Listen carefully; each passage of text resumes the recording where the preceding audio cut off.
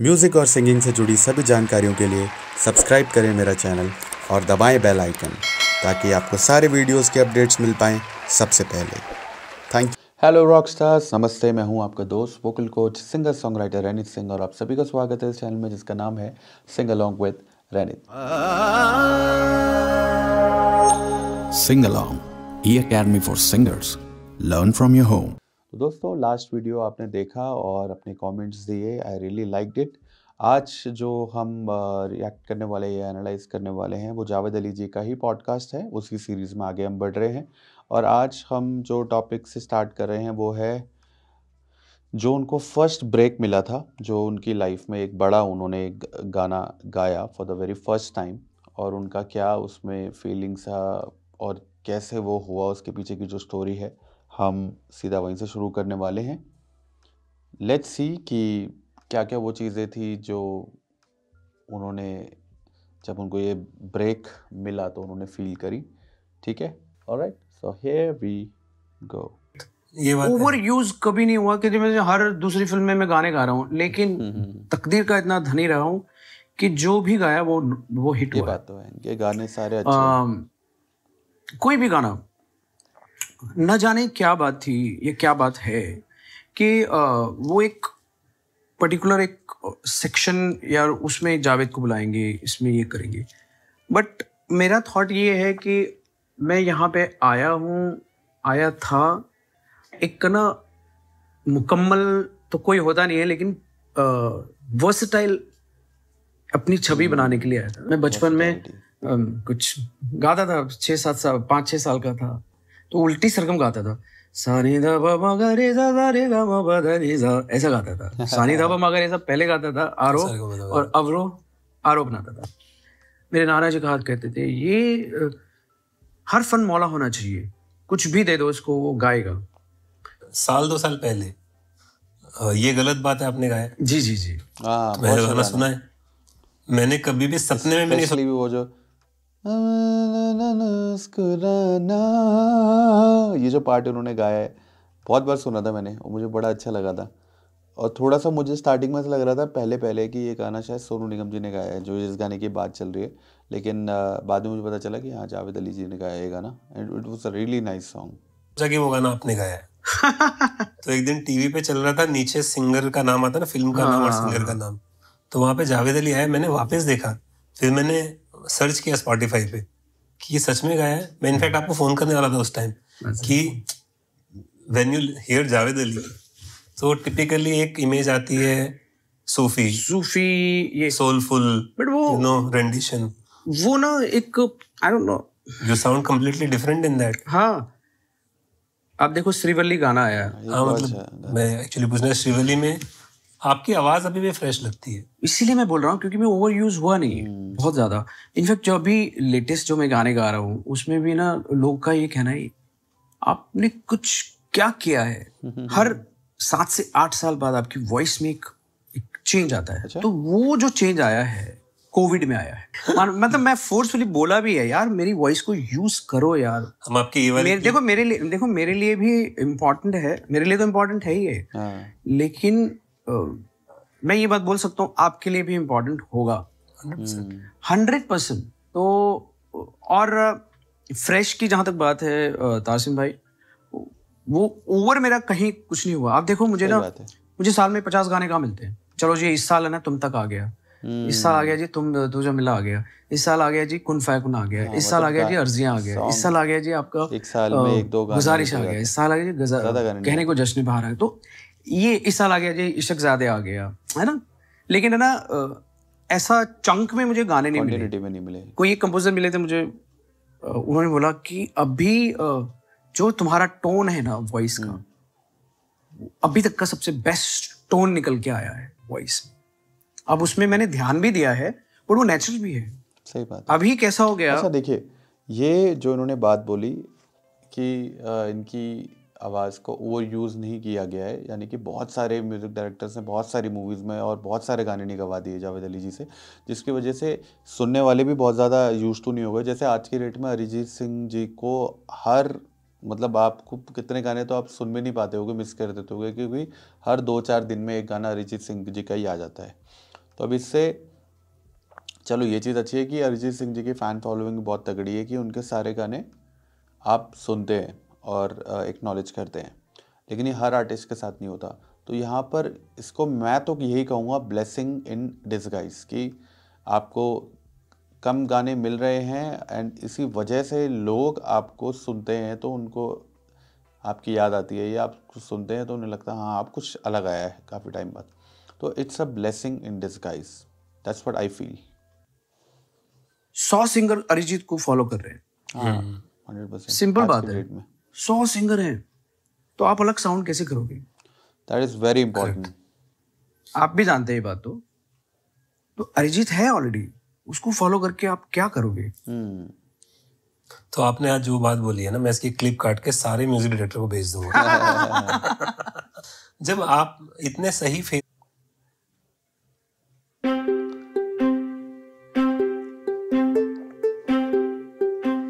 में हो, तो आपने आज जो बात बोली है ना, मैं इसकी क्लिप काट के सारे म्यूजिक डायरेक्टर को भेज दूंगा। जब आप इतने सही फेज में हो तो आप अभी this is my golden time. तो आपने मैं समझता के बारे में नहीं सोचा? मैं हर हफ्ते मेरे गाने रिलीज हो रहे हैं, सारे कंपनीज के साथ में, सब मेरे साथ गा रहे हैं और मैं चार्ज भी कर रहा हूँ अच्छे से। मतलब सब करना चाहते हैं, कर रहे हैं, लेकिन उसमें भी मैंने चॉइस रखा है कि उसमें भी मैं ओवर एक्सपोज नहीं होना चाहता। कोई गाना मुझे अच्छा लगता है तभी मैं करता हूँ। तो आपके वॉइस फ्रेश रखने का कोई ट्रिक है? मतलब प्रैक्टिस, रियाज, और कोई शॉर्टकट नहीं है। आप ये कह सकते हो कि लोगों ने ना बहुत शॉर्टकट का बहुत चलन बनाया है, और कुछ ऐसे अपने आप को बचाने के लिए कुछ ऐसे डायलॉग्स बनाए हैं कि नहीं जी, आपका जो वॉइस अगर ना आप रियाज करेंगे तो वॉइस में ना वो जो एक वो ग्रेन्स हैं वो निकल जाते हैं। ग्रेन्स पैदा होते हैं भाई आवाज में, कहाँ से निकल तैयार होती है वॉइस? आप नहीं करते हो, इसलिए थोड़ा दूसरों को मिसगाइड मत करो ना। मुझे किसने बताया था कि आप एक्चुअली बहुत लकी हैं।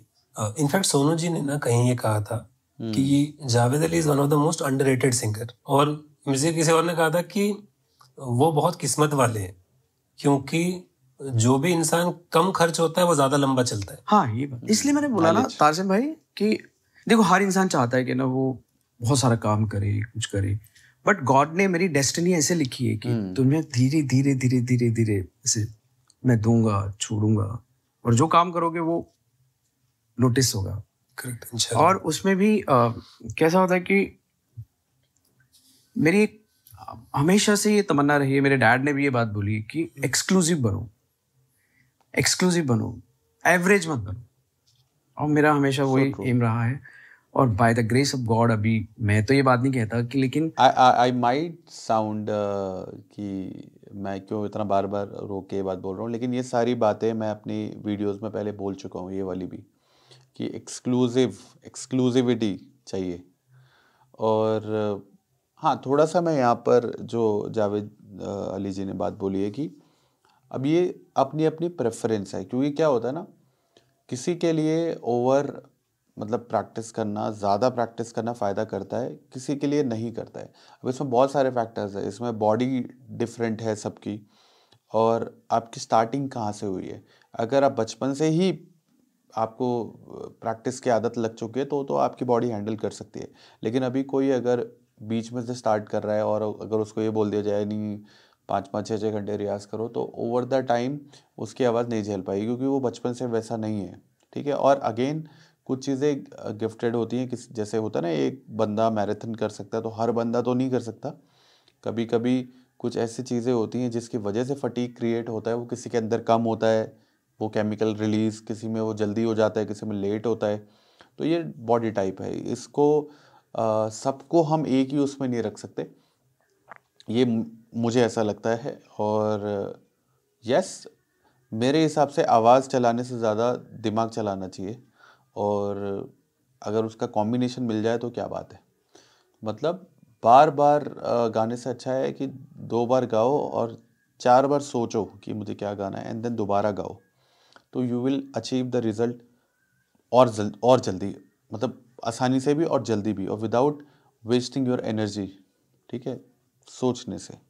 तो हाँ, यहाँ पर थोड़ा सा आप ये कह सकते हो कि वो उनका परसेप्शन है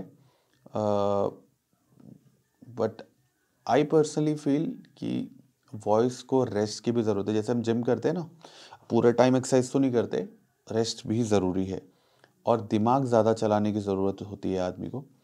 और बहुत सारे तरीके हैं एक चीज़ को पाने के, तो वो कैलकुलेशन है आपकी और आपका एक्सपीरियंस है कि आपके लिए क्या वर्क करता है। अब ये भी बात सही है कि ज़रूरी नहीं है कि हर किसी के लिए रेस्ट बनाए, किसी को करना ही पड़ता है बार बार रियाज़। जैसे कि सोनू जी भी ने भी बताया था कि मेरी आवाज़ बहुत डेलिकेट है, अगर मैं रियाज़ नहीं करता तो मुझे ज़्यादा प्रॉब्लम होती है। ऐसे ही कुमार शानू जी ने बोला कि मैं बहुत ज़्यादा रियाज़ नहीं करता, और उन्होंने कितने सारे गाने गाए हैं, है ना। और आज भी लाइव उनकी आवाज़ आप सुनिए वैसी की वैसी है, कोई उसमें डिफरेंस नहीं आया। तो यस, ये जो बातें हैं ना, ये कॉन्ट्रडिक्टिंग भी है, लेकिन इसमें दिमाग लगाने की और अपने लिए क्या वर्क कर रहा है वो जानना ज़्यादा ज़रूरी है। इंडस्ट्री में ये भी एक बेस्ट इंडिया के बेस्ट 10 सिंगर्स में शायद 10वां नंबर मेरा भी आता है। नहीं नहीं, डेफिनेटली टॉप 10 से काफी ऊपर वाली लिस्ट में आता है। नहीं, मैं तो 10 मानता हूँ अपने आप को, लेकिन ये भी एक बहुत बड़ा ब्लेसिंग है मुझे। आज के दिन तो इंडिपेंडेंट नॉन फिल्म म्यूजिक भी बहुत बड़ा है, इनफैक्ट रीजनल म्यूजिक भी बहुत चल रहा है, और आपने तो काफी लैंग्वेज, ये अब नया टॉपिक शुरू हो गया। तो यहाँ तक हमें काफ़ी इंटरेस्टिंग चीज़ें पता चली हैं कि जावेद अली जी ये मानते हैं कि उनको अभी ज़्यादा यूज़ नहीं किया गया है, इस वजह से भी उनकी आवाज़ में एक फ्रेशनेस है। हाँ, जो कि सही बात है। अगर कोई चीज़ को आप बार बार देखोगे तो एक पॉइंट के बाद चाहे वो कितनी भी अच्छी हो, आप बोर होने लग जाओगे उस चीज़ से। कितनी भी अच्छी हो, धीरे धीरे करके आप बोर हो जाओगे। तो थोड़ा वैराइटीज़ होना, ये तो मैंने अपने एक वीडियो में भी बोला है ये बात कि क्यों ऐसा है कि एक ही सिंगर से आप सारे गाने गवाए जा रहे हो। इतने सारे सिंगर्स हैं, अगर आप वैराइटीज़ दोगे ना तो ज़्यादा गाने, ज़्यादा तरह के स्टाइल निकल के आएंगे, ज़्यादा गाने बनेंगे और हर एक सिंगर हर गाने पे अपना 200% देगा, क्योंकि वो उसके लिए एक चांस है। लेकिन अगर ऐसा होगा कि हम एक ही सिंगर को माइंड में रख के उसी से गवाते रहेंगे तो कहीं ना कहीं थोड़ी बहुत तो छूट होती है, चूक होती है, क्योंकि एक तरफ एक आवाज़ और एक दिमाग है और एक तरफ कई आवाज़ें और कई दिमाग हैं। तो अगर उनको यूटिलाइज़ किया जाए तो कुछ अच्छा ही निकल के आएगा, है ना। और कुछ वैरायटी क्रिएट होगी और बहुत लोगों का करियर बन पाएगा, बहुत लोग लाइव शो से कमा पाएंगे और म्यूज़िक को लोग उस नज़र से देखेंगे कि हाँ, म्यूज़िक में आदमी को सक्सेस मिलती है। ऐसा नहीं होता कि जो चल गया वो चल गया, सिर्फ उसी को ही गवाया जाता है और बाकी लोगों को चांस नहीं मिलता। और बहुत टफ है ये चीज़, फील्ड में कुछ कर पाना। तो ये मिसकंसेप्शन थोड़ा सा दूर हो जाए अगर ऐसा होने लग जाए। बट इंडिया है, भेड़ चाल है बहुत ज़्यादा, जो चीज़ चल गई उसके पीछे आप हाथ धो के पड़ जाते हो और कुछ बहुत अच्छी अच्छी चीज़ें वैल्यू वाली आप ध्यान नहीं देते हो, है ना। जैसे एक टाइम पे इंजीनियरिंग का इतना क्रेज़ था कि पूछो मत, मेडिकल का इतना क्रेज़ था कि पूछो मत। आज के टाइम में कंटेंट पे, डिजिटल मार्केटिंग पे, ये जो आप देखते हो स्पेशली ये जो कंटेंट क्रिएशन है, इस पे ज़्यादा लोगों का फोकस है, क्योंकि भेड़ चाल है। अभी भी लोग सिर्फ ये देख रहे हैं कि किस चीज़ से पैसा आ रहा है, आप ये नहीं देख रहे हो कि आपको क्या करना है और आप किस चीज़ में अच्छे हो, है ना। तो ये तो थोड़ा सा अलग टॉपिक हो जाएगा, लेकिन मैं एक बात बता रहा था इन जनरल। तो ये था जावेद अली जी का पॉडकास्ट का एक और हिस्सा, और लेट्स सी आप कैसा रिस्पॉन्ड करते हैं इन वीडियोस पे। और I will try to react on more segments, पर अभी के लिए आज के इस वीडियो के लिए मैं यहीं तक रखता हूँ। और आप लोग कमेंट करिएगा आपको क्या बात पसंद आई नीचे इस पॉडकास्ट में, और अगर आपको कोई सवाल है तो आप नीचे कमेंट कर सकते हो। Make sure to like the video, और अगर आप पहली बार चैनल पे आए हो तो सब्सक्राइब कर लेना।